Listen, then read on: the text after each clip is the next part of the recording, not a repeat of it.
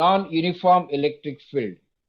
Okay, so sometimes we take this like a mathematical curiosity, if at all, right?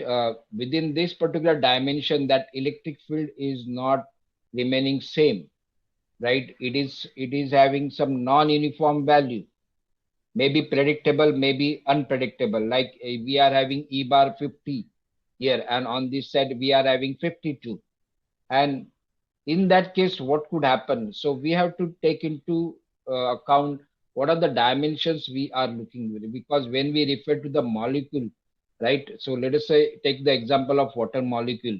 The space occupied by this water molecule is 10 raised to minus 23 centimeter cube.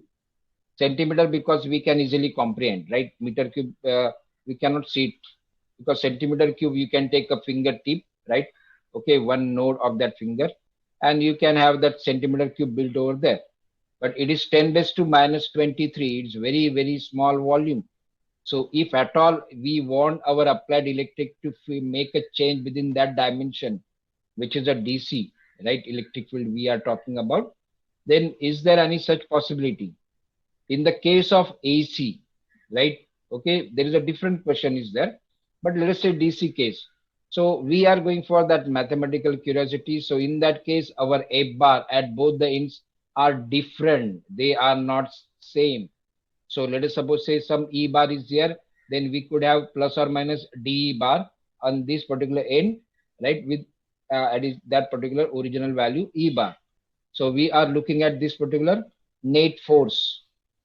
Now there is a net force because two different magnitude of the forces are operating on this particular molecular dipole. Okay, so one is pulling on the right side, one is pulling on the left side, let us suppose say, and one which is pulling on the right side, it is more compared to the one which is pulling on the left hand side. So it's like a tug of war. So there is a displacement of the molecule itself rather than turning, right? We are talking the displacement. So what is the net force involved? We could write in a simple manner, Q multiplied by difference in that electric field values. Okay, right? So it's the difference at the between the plus end and the minus end. I'm talking magnitude wise. Okay, so here we know that the S is the length of the dipole, so we can write the change in the electric field along the x direction in terms of gradient. We have learned this particular part, right? So gradient dot S bar, we could write it, and this is a dot product. So we get a change along change in the E value along the x direction, change in the E value along the y direction, change in the E value, right? That's the electric field along the z direction. So we are taking this along with us. So here on the left hand side, you could see this box, right? Okay, this left hand side box. Written this, please, right? Check this. So we are now expressing total DE, right, in terms of its component along X, Y, Z direction. Okay. Now here mathematical adjustment is done so that we arrive at the force F bar, because dE bar is there when we multiply by charge Q, right? By that dE bar, we get a force operating on this.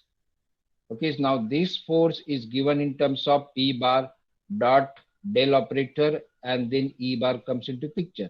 In so addition, we are taking the dot product of the P bar. We are having right with the del operator. Right? That another factor, what is the, that is the force operating, right? That is a force operating in this case. So what is the total or net torque in the case of non-uniform field? Okay, is a vector sum of the torque due to equal and opposite forces on the charges given by P bar cross E bar, right? And as well as incremental force F bar is there, that comes into picture. Incremental force is there, right? Because the magnitudes of electric force at both the ends, they are not equal. Here blanks are left for you. You have to complete these blanks, right? So I wrote for only X component. You can notice it, right? Only X component is written full. You have to complete this particular blank places for Y component and Z component.